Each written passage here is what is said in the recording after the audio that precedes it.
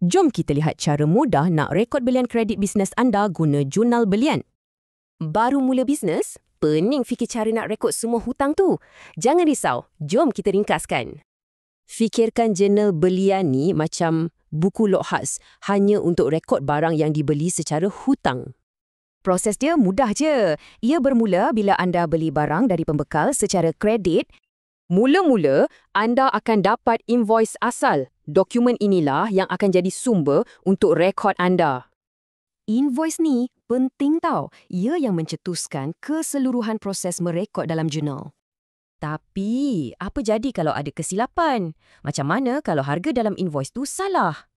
Katakanlah, pembekal anda tersilap charge. Harga lagi rendah daripada sepatutnya. Macam mana tu? Mereka tak akan hantar invoice baru. Sebaliknya, mereka akan keluarkan satu dokumen lain, nota debit. Dan ini poin penting. Nota debit ni juga dikira sebagai dokumen sumber untuk jurnal belian. Nampak kan? Setiap dokumen ada fungsi tersendiri untuk pastikan rekod anda sentiasa tepat.